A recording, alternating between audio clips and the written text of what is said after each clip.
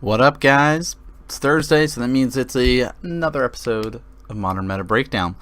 This time we're doing a fun deck, right? We got to see, I guess we've been doing fun decks for a little while now. Like, we've seen a lot of the popular decks. They've kind of been the decks that we've talked about. We've gone through most of them. Now there's some more, like, fun decks that you still see at tournaments, but they're not the most popular. And there's reasons behind it and ways to kind of beat said decks, and we usually go about it and talk about what is the advantages, disadvantages of each deck that you'll be seeing and playing against. And again, I don't know why I'm wearing headphones, guys. There's no sound coming through. It's because I was watching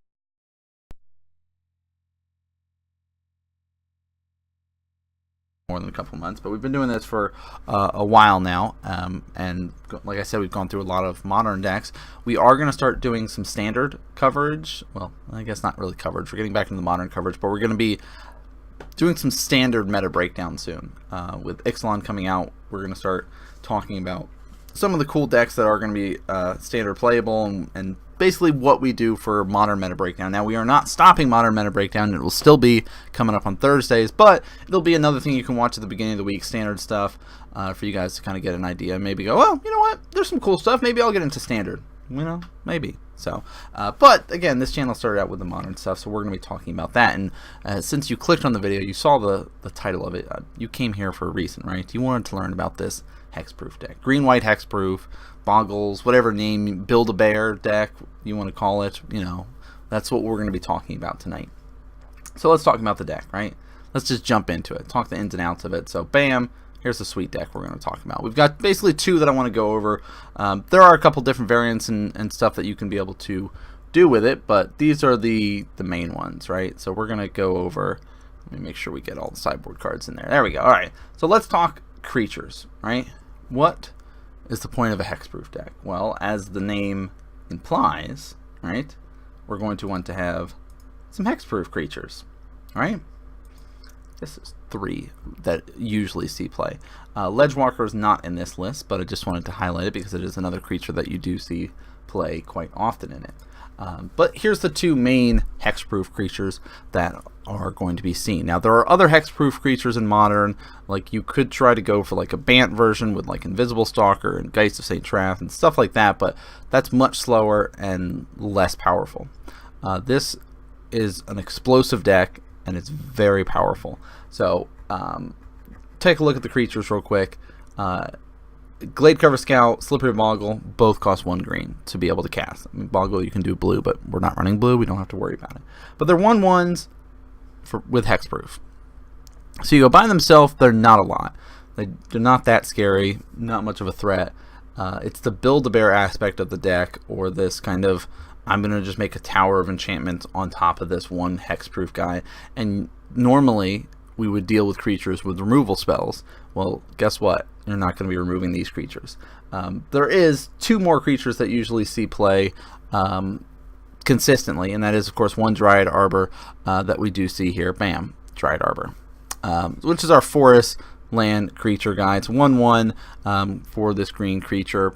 Cannot tap for mana the turn that it comes into play because it does have Summoning Sickness, so there is that aspect to it. But you can use your fetch lands to get him. So the deck does have to have a creature in order to go off. Now, you could maybe keep a greedy hand with some fetch lands and some decent enchantments to try to go for this Dryad Arbor style of play. It's risky and much harder to do, but it is in there as another creature that you can be able to get, because 13 is not a lot of creatures, right? So we talked about the Boggle, we talked about our Scout, but let's talk about our other creature that we could be able to see play. Core Spirit Dancer.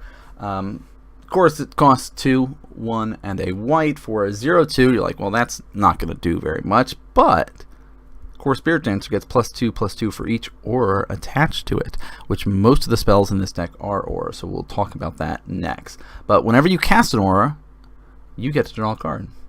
So that is nice. You may, too. It's not that you have to.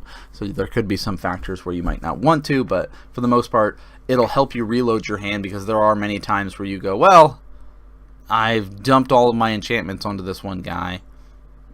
Now, what am I going to do besides just swing in and attack? Now you can kind of reload, maybe find more enchantments, find some other sort of fun stuff that you can be able to do with it. So a lot of the lists do include the Spirit Answer for that reason, is that reload ability. And we've seen that with other sort of decks that run out of gas. This one can be able to pick up the pace later on because of this draw ability. The deck really is a glass cannon for all of you guys sitting at home. It is very fragile but very powerful. So 18 lands in the list here. You can see just the kind of singleton, forest, plains, the Flooded Strand. It's just basically a white fetch. Play set of Rising Canopy. It is expensive, I know. Getting reprinted, so might be able to find it cheaper. Not necessary in the deck if you really like the idea of it and want to play it. You don't have to have it. It does make the deck better. I'm not going to lie. By being able to draw a card, draw into more enchantments, maybe draw into a creature, it helps. Razorverge Thicket, here's our green-white fast land. Cool. Temple Garden, we can fetch into it. And then, of course, the playset of Windswept Heath. So, makes sense of the land choices. So we've got kind of all of these basically enchantments. I'm just going to quickly talk about our non-enchantment. Path to Exile. You saw it up a little bit earlier, but Path to Exile, just having a little bit of removal, maybe clear the way if we don't have any way to get evasion, get trample or something on our creatures. We can just get rid of that pesky threat here. There's a couple of enchantments that I wanted to highlight first before we go through the whole list. Alright, so let's take a look at our different ones. Bam, bam, bam. Alright, so you can see on the bottom here, we've got our Umbras. The top are kind of two of the most powerful enchantment auras that the deck has to offer. So let's talk about the Umbras first because they are very important. Now you've seen some people reduce the numbers of Umbras that they have. This list is running 4 Hyena and sitting at 2 Spider. So not only does it give the creature +1/+1, that's definitely nice. Does have an extra effect, like the Hyena one gives it First Strike, the Spider one gives it Reach. But the main reason that you're running it is for that Totem Armor, right? Totem Armor, if the enchanted creature will be destroyed, instead remove all damage from it and destroy this aura instead. So hey, you're going to try to board wipe to get rid of stuff, cool, but if I have Totem Armor, my guy sticks around, so there's that. So that's really nice to have those sort of added into your list. The two big ones at the top, right? Ethereal Armor just makes your guy huge, right? 1 white and says enchanted creature gets +1/+1 for each enchantment you control. So for example, let's just say Daybreak's not here, okay? Oh, Boggle, you're hanging out. All right, there we go, Boggle. Okay, Slippery Boggle has Hyena Umbra, Spider Umbra, and Ethereal Armor. So Boggle's a 1/1, right? Hyena Umbra makes him a 2/2. Spider Umbra makes him a 3/3. And we have 3 enchantments, so now he's a 6/6. Okay, that was quick. But this also works for other enchantments, right? So for example, hey, pregame effect, here's my Leyline. That also buffs up Ethereal Armor. So instead of him being a 6/6, I had Leyline in my opening hand. So guess what? Now he's a 7/7. So just a little bit of extra stuff. Plus he's got First Strike. So, just a nice little push there. But Daybreak Coronet is really the big one that you want to be able to land. So you have to have those auras like Ethereal Armor, Hyena Umbra, Spider Umbra on your creatures in order to basically let Daybreak be cast. You can cast it, and they can try to kill off your auras, and if they do, Ethereal or Daybreak just falls off and dies. So it says enchant creature with another aura attached to it. There's the requirement. Enchanted creature gets +3/+3, First Strike, Vigilance, and Lifelink. So if you've been getting hit pretty hard early on, ignoring blocking because you're rarely going to be blocking with this deck, you now can basically turn the tide and say, well, now I can attack, block, and just gain life. Right? First Strike, Vigilance, Lifelink. Great. And even if you only have a Hyena Umbra on it, I mean, that creature is getting +4, First Strike, Vigilance, Lifelink, so that's already a 5/5. And you can cast this, turn 3. It's something crazy you can be able to do, and that's a crazy clock to start swinging at them. And that's assuming you haven't done anything else leading up to it, put any other enchantments or anything on it. Now there's a couple other ones that are really good that we will be talking about. We've got some evasion that is available here, like Gift's Boon is kind of a newer one some people are trying out. I like the idea of it. It's another aura, so it kind of works with our Daybreak. Gives the creature +1/+0 and flying. So hey, let's just kind of go over top of you. If you gum down the board and I can't get a Daybreak on there, can't get some trample on there, let's do that aspect of it. And then you can pay 4, return this from your graveyard to the battlefield, attached to target creature, activate this only as a sorcery. So it does have that extra, but really you're going to rely on just that +1 and flying and that aura aspect of it. So there is that. We've also got our Spirit Mantle. I'm a huge fan of that. I love having Spirit Mantle in my list when I was running this deck, and that's colorless and a white, enchanted creature gets +1/+1 and protection from creatures. So you just made your 5/5, 6/6, 7/7, whatever big hexproof guy you have now unblockable. And they were sitting there gumming up the board, and you just go, yeah, well, you can't block me. I have protection from creatures. I'm just going right by you and just going right for your face. So enjoy that extra damage there. So that is a nice aspect. Another way to kind of get around that is we've got a playset of Rancor in here, another aura. Enchanted creature gets +2/+0, has trample, and of course whenever Rancor is put into the graveyard from the battlefield, return it to its owner's hand. So you do have that extra. We've also got our Unflinching Courage, costs 3, so a little bit more expensive, kind of the second most or most expensive or that we're going to be casting, if you will, like ignoring Leyline. This is the most expensive one that we're going to want to cast, and that is 3 mana, 1 green, white. Enchant creature gets +2/+2, trample, and lifelink. So kind of like a mini Daybreak Coronet. Like as we think of like the big enchantments we really want to do, Daybreak is really what we want to do. But if we can't do that, well, Unflinching is pretty nice because we get some lifelink off it and some trample. All right, but it does cost 3, so it is a little bit more of an investment, but can easily turn the tide. So we've got that kind of aspect going into it. But really, it's like that's kind of how the list works. There's a lot of flex spots in how you want to approach things. I've seen some people actually opting for the Cartouche main board, which is one of our new ones from Amonkhet, if you guys have been familiar. Enchanted creature gets +1/+1 and has first strike, and you make a 1/1 vigilance warrior, right? So there is that aspect of it. Some people do it main board. We see 2 in the sideboard here. An extra Leyline of Sanctity in the sideboard. Double Rest in Peace. Yes, love it. We need that. Double Stony Silence. Sweet, cool. Kataki is in here. Again, anti-artifact stuff again. Gaddock Teague is in here. Hey, we're going to make sure that we can mess with some of those big players like Tron, or maybe even against some of those control style of decks and things like that. So yeah, there's that aspect to add into it. I skipped over a couple of cards real quick. Beast Within, hey, it's essentially adding some removal into it, and our Spirit Link, enchanted creature, whenever enchanted creature deals damage, you gain that much life. So this can essentially have double lifelink in a weird way if you never realized this. Let's say I have Daybreak Coronet, right? So lifelink is when I deal damage. I'm going to gain that much life essentially. But with Spirit Link, the enchantment lets me be able to gain that much life based on the creature dealing damage. So I can gain the life from lifelink from Daybreak Coronet, and then gain the life off of the Spirit Link too. So hey, if you need to really gain a lot of life, that'll be a way to help you out. And you can against like burn decks and stuff like that. So that is nice. Suppression Field, love it. We've talked about this in the like red-white prison deck and green-white ones and things like that, but activated abilities cost 2 more to play unless they're mana abilities. So those fetch lands, you got to pay 2 mana to fetch. Those planeswalkers, you're going to have to pay 2 mana to activate those planeswalker abilities, which works really well because the most hated planeswalker of this deck is Liliana of the Veil because of that -2 ability to make you sack a creature. You're going all in on one creature, and then they just say, okay, sack that one creature. Sorry, not sorry. I stabilize and I can win.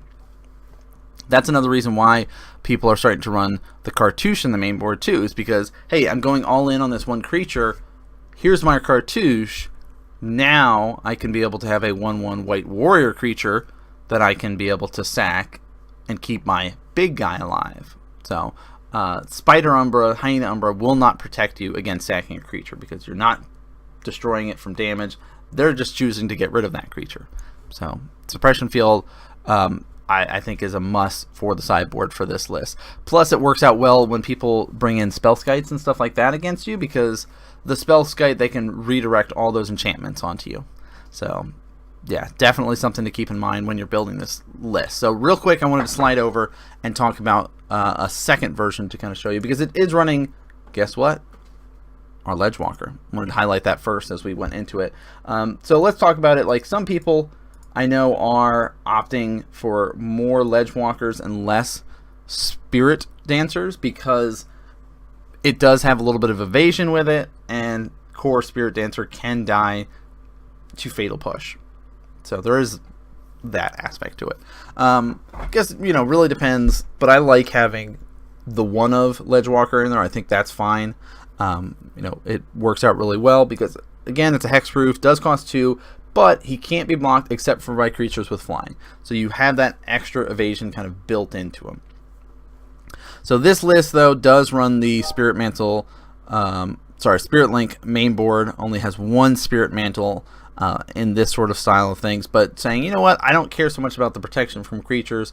I'm going to kind of just be able to sneak in with some extra, like this Ledgewalker, and I've got the Rancors in here. I've got my Hyena already, Griffspoon. I'm going to fly over top of you, really kind of going that route. Daybreak, Ethereal Armor. So really just going to make one guy big and fly over top of you. So again, we talked about the flexibility of the enchantments. You see there are no Spider Umbras in this list, so it's kind of going for that route.